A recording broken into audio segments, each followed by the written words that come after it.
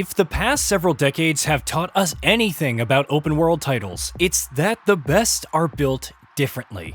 It's not about the biggest map, the sheer amount of virtual square kilometers, or how much content is stuffed within, but how you go about designing it.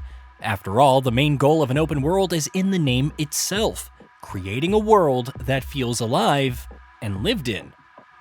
Several titles have achieved this in different ways. Look no further than Cyberpunk 2077's Night City with its over-the-top ads, warring gangs, and unique NPCs. Then again, that doesn't mean titles like The Legend of Zelda Breath of the Wild or Tears of the Kingdom are lesser open worlds by comparison, just approaching the goal from a different angle. Of course, there are also games like Starfield, where no matter how many planets with life are discovered, each feels less organic than the last. However, there are also the likes of Red Dead Redemption 2, which offered full-fledged schedules for NPCs, incredible attention to detail, and much more, creating a world for players to get lost in. I can't remember a game that felt so distinctly alive in the same fashion, but Sucker Punch's Ghosts of Yotei and its version of Ezo comes absurdly close.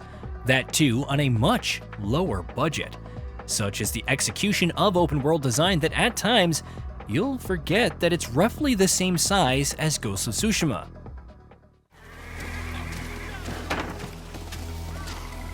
Get inside, now.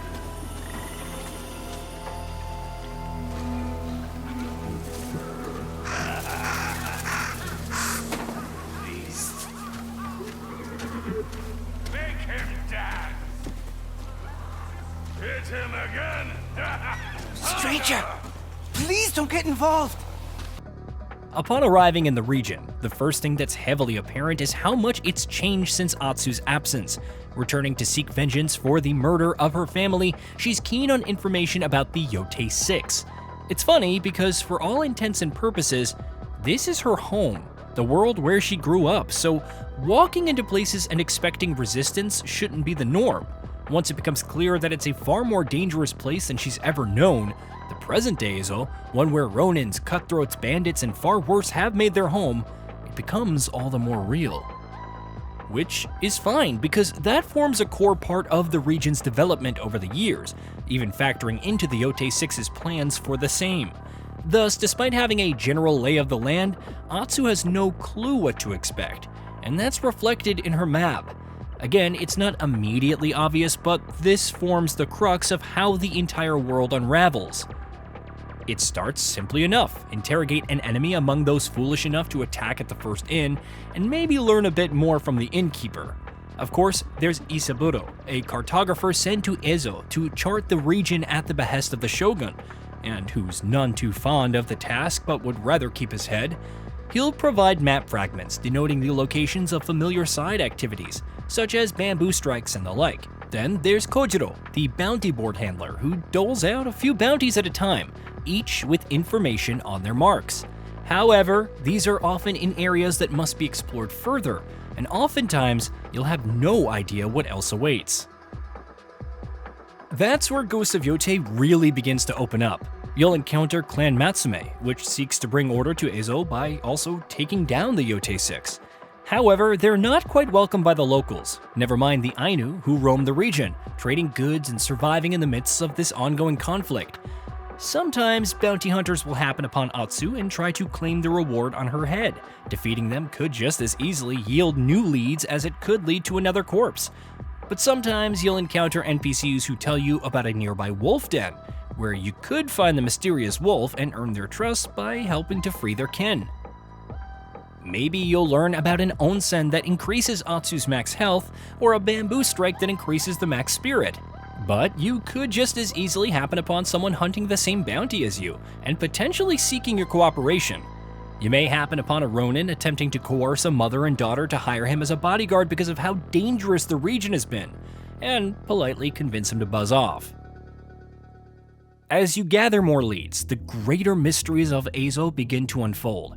Whether it's dueling trees, where you'll battle wannabe disciples of Takezo, the Unrivaled, or whipping out bells and following their direction to discover the remains of the undying samurai's victims. At one point, I was led to an estate belonging to a cursed samurai, which turned into a mix of platforming, combat exploration, and even maze navigation. That's not even getting into the local legends, which can lead to powerful techniques and other connections that you have to experience firsthand. In Ghost of Tsushima, it's customary to follow the guiding wind, and make no mistake, it's still an essential navigation tool this time around.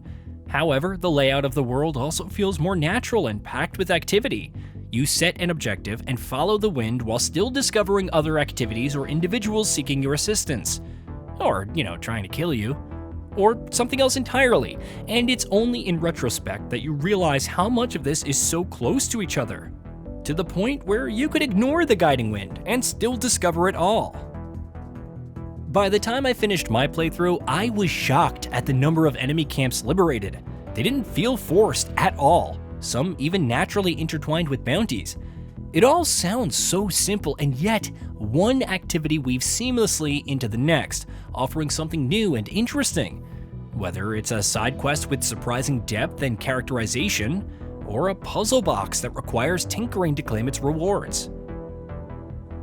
And while I could wax eloquently about the more hands-off approach that the game takes with your exploration, yet still ensuring that everything connects to Atsu's greater purpose, I'll instead emphasize just how beautiful Eizo is. I'm not someone who places too much value on graphical fidelity. Fun gameplay and an engaging story come first more often than not, but art direction is important, and Ghost of Yotei is simply stellar. The leaves shuffling around when you visit Atsu's childhood home, Mount Yotei off in the distance serving as an imposing monument when it's not a watchful sentinel, the attention to detail when depicting tea houses, strongholds, inns, and more. Even something as simple as roaming the landscape on horseback feels amazing, thanks in no small part to the camera pulling back and offering a wider field of view. The improved draw distance is also doing some heavy lifting, depicting the gorgeous breadth and scale of Eizo, even as its biggest dangers lie obscured. Ghost of Yotei chose quite the year to launch, packed as it is with incredible releases like Clair Obscur Expedition, Hollow Knight Silksong, Blue Prince, Silent Hill F, and much more.